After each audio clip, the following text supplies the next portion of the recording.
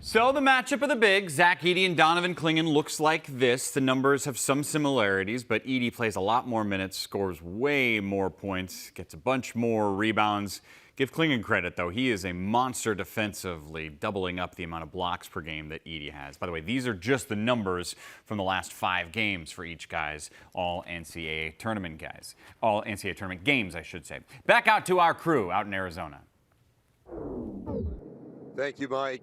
The matchup tonight is one that will be big, literally and figuratively. We speak of the two big men in the middle, Zach Edey and Donovan Clingan. Amazingly, it's the first matchup in the history of the NCAA tournament at any point in the tournament with players 7'2" or taller. First in the championship game of 7 feet or taller since Hakeem Olajuwon. This is before it was Hakeem went up against Patrick Ewing 40 years ago. This is in many ways the focal point here. What are you watching between these two? Well, Zach Edey is fundamental to everything that Purdue does well. He's not their only terrific player, but it all begins with him. Everything revolves around him. His presence on the floor, something I talked about after the game on Saturday, he never leaves. If he can avoid leaving the floor, he never leaves, and that's astonishing for a player his size. Big guys usually need time away from the floor. Will he be able to do that with Clingan, who is 7'2" and carries a lot of weight and a lot of strength, and maybe will wear on him a little bit? Well, he did it with DJ Burns, and so I think he can do it in this game. His presence is essential, but he also has to be able to get good, solid position and be able to maneuver, and he has to watch for the real extreme quickness that Yukon brings with their defensive help. These are the quickest defenders he'll have faced in a while. The big man is back. You know, this whole narrative that the big man is no longer someone who plays in the post. They're all the Euro bigs out there. Well, for this game, for this season, for these two players, they like being in the post. And I had the pleasure to talk to Ralph Sampson on Sunday, who was the last back-to-back winner of the Naismith Award in the early 80s. And he was telling me that he loves the fact that, first of all, we've got 7'2" versus 7'4", that they're a little bit different. You know, Clingan can run the floor a little bit more effectively than Zach Edey. Zach Edey's stronger than Clingan. Clingan better shot blocker, but Zach Edey's certainly more imposing. And he brought up an interesting point is, to your point about the quickness of Yukon's guards, is Zach Edey's going to really have to watch bringing the ball down. Yeah. Because NC State was effective at different points of the game, really trying to swipe at it, and Yukon will do the same. And so he's got to really try to keep that ball up high to be effective. To, you know, if they're going to trap, score, kick it out, but he's going to really deal with sort of pestering guards that are very quick with their hands. That could be a problem. One of the things that is interesting about this matchup relative to the bigs is that Zach Edey can afford to be less aggressive than Donovan Clingan. He has very capable backups, but they're not big shot blocker guys. Samson Johnson is one of the most dynamic bigs. He may be the most dynamic big in this entire tournament. Runs, jumps, flies. And so Donovan Clingan can be a little bit more aggressive. If he gets foul trouble, it's not a crisis. He missed almost an entire month, and Samson Johnson filled in, and they did not lose a game. So that's an advantage for the Huskies. But, of course, the advantage for Purdue is that, as terrific as Clingan is, Edey's the best player in college basketball. Right. I guess I do wonder a little bit, and this kind of dovetails with your point, Mike, is Purdue is so reliant on Edey. I mean, you look at the 5 games in the NCAA tournament, Edey has been their leading scorer in all 5 of the games. Yukon has had 4 different leading scorers in their 5 games. And so if Clingan, you're not going to neutralize Zach Edey, but if Clingan can play him close to a draw, to me that bodes poorly for Purdue. Oh, I think that's true.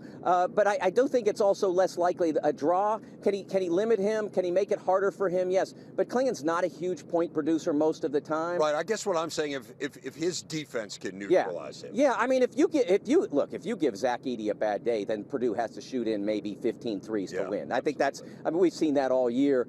They have had very few defeats, very few games where they were really pushed. And so it's highly unlikely that you're going to be successful if you're Purdue if Zach doesn't have a great day. As always with Zach Edey, and to some extent Clingan, how this game's officiated will be very intriguing to watch, certainly in the first few minutes. Hopefully both big men stay on the floor for as long as possible, and that the officials, aren't dictating how long they're out there. Mike, you brought up an interesting point. We were talking about this with Robbie Hummel yesterday, too. The fact that people are looking at Donovan Clingan as a surefire top of the first round kind of pick, and there's so much vacillating about where Zach Edey might end up. Does Zach take this game personally, do you think? Oh yeah, I mean that's how he moves himself. There's plenty of slights out there. That's the wonderful thing about me and Donovan Clingan is they keep giving you trophies, and someone behind them is saying, "Yeah, but you don't deserve it." So he always has something to motivate him. He can never feel like, "Yeah, I've got every Player of the Year award for the last 2 years, so I can rest." No, because there are so many critics of him out there. He's just tall, all of that nonsense. He has a lot of that out there, and he absolutely fuels him. It drives him to be even better than he already is. And I think he's answered a lot of critics by his play in this tournament. You're mentioning that he's been the leading scorer. That 40-16 performance against Tennessee, it wasn't just the production. He literally played almost every second of that game, which I think answered any negativity about his conditioning. You know, look, a couple years ago, we've all documented this. I know he split the time with Travion Williams, and it made sense. Travion Williams was really good. Right. So they were playing basically 20-20. But I don't think he could play 38 minutes 2 years ago, or 39 or 40 minutes. So Nor could Travion Williams. Right. That's a big difference in his favor. The way he played in the big games, he's grabbed the moment and he's taken advantage of it. And there's no question, if you're an NBA scout or personnel director, you can't look at his performance this month and say, oh, he can't play at the next level. He has proved that. Yeah, I think that's the part that people don't look at, is he moves really well, especially in the offensive side of the pick and roll. If you can move in the offensive side, then you can move in the defensive side as well. Is he going to be as great as Nikola Jokic? Almost certainly not. But that doesn't mean there's not a place for him up there. Well, the challenge there is he's not as good a passer.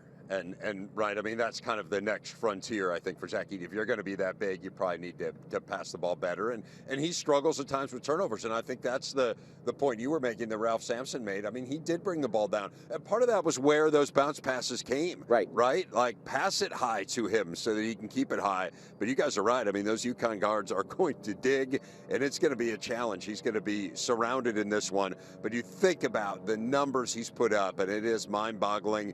The national semifinal game against North Carolina State, his 6th straight game with at least 20 and 10 in the NCAA tournament. He broke a deadlock with a fella named David Robinson, who turned out okay in the NBA for the longest such streak ever. Hey, lots more on this game coming up. Mike, back to you, though, in Chicago. Well, Dave, thanks. So we'll stay on this big man matchup. I'm really interested in what Andy sort of touched on it, the concept of he made it more about the officials. I'm curious more of just where fouls are committed. We're on the same page that people can't pretend the whistle needs to be swallowed by the officials. Right. They have to follow the rules. You call a foul no matter when in the game it is. Exactly. That's important. Exactly. But there's going to be contact. When you have two physical bigs, there's going to be interesting contact. I'm curious how that plays out in this match. Yeah, me too. I think you got to call it as the rules lie. You see anybody pushing up Zach Edey or even Donovan Clingan on the other side, you got to call that foul. When they're hanging on him, when they're grabbing on him, they're reaching in, they're swiping for the ball, they're getting his arm, they're hooking him. You got to call it every single time. If a guy gets in foul trouble, so be it. You got to call the game like you call it in the first half, just like you call it in that second half. Zach is going to get those calls. He's going to live at the free throw line. You may get bashed on social media if you're the referee crew, but a foul is a foul, and I'm sure Zach is going to draw a lot of fouls against UConn. He certainly has his whole career. If he gets 18 free throw attempts in this game, he will tie the all-time record for most in a season ever. Oh, that's crazy. It's incredible. Just 18 away from tying that all-time mark. So as for the one-on-one matchup, how does Clingan affect Edey, and how does Edey affect Clingan? I think you look at Zach Edey as one of the better interior defenders in the country, and the same goes with Clingan. I think Clingan, they don't throw him the ball every single time down the floor like a Purdue does to Zach Edey. So Zach is going to really have to be in tune with his ball screen defense. I can see UConn setting a bunch of middle ball screens, getting Zach Edey in space, making him move those puppies, trying to drive by him, draw some fouls that way. But on the flip side, Purdue is going to throw that ball into Zach Edey every single play. Zach Clingan has the height, he has the size. He's got to stay out of foul trouble because Zach Edey, he is going to get his numbers. He's going to go right through you. He's going to finish at the rim. UConn starts to send that double. He's going to hit teammates. They've got to have their game plan on par the entire game. If you're scraping, scrape. If you're big to big doubling, do it every time because one mistake, it's going to be a bucket for Purdue. And I thought Mike brought up a really interesting point, too, about the depth. that they have behind Clingan. I mean, we pointed out that their minutes are not the same. Clingan plays a lot less. That's interesting. So if you're a fan at home and going, hey, let's get them in foul trouble, that'd be nice to not have Clingan in there, but it's not like their backup is nothing. Yeah, Samson Johnson is an animal. I mean, he can block shots, he can finish at the rim, he's great in ball screen. He's just a great overall player. Next season, it's not going to be much of a drop-off when you go to him from Clingan. He is a dominant player down low, but he hasn't seen an animal like Zach Edey, like Donovan Clingan hasn't seen a guy like Zach Edey. You look at Johnson, he has a tendency to jump at shot fakes. I could see him coming into the game, Zach Edey going right at him, putting him in some foul trouble too.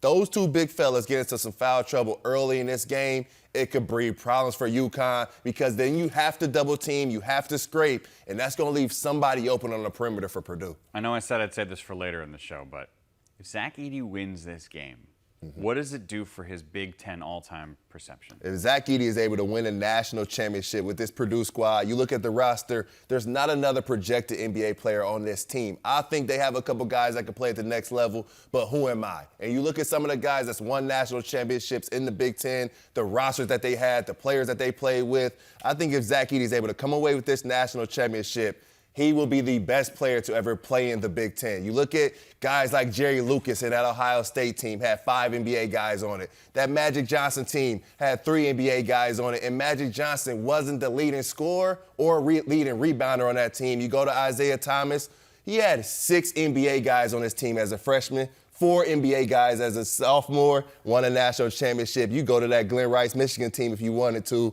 Averaged 25 for the season, great player, but has 6 NBA guys on the roster. They are playing with pros all throughout the season. You look at Zach Edey, last season, #1 team in the country, a first-round exit, but he was the only All-American on the team, first All-Big Ten team. And you look at this season, he's raised the production from all of his teammates. He's the leading scorer in the country. If he's able to win a national championship with the team on his back, I think he's the best to ever do it. Think about that. It's crazy. I mean, putting it in that perspective. And all those guys, Magic, Isaiah, Rice, they were all incredible, all-time, amazing college basketball players. But the only one you mentioned that has won the National Player of the Year twice was Jerry Lucas. So that would be another thing in the camp of Zach Edey. 2 National Player of the Years and a potential national championship. Think about that. You could be watching the greatest Big Ten player of all time in tonight's game, potentially. That being said, he can only do so much. They have to get production from the guards. The good thing is, the Boilermakers have had production from the guards just about all season long.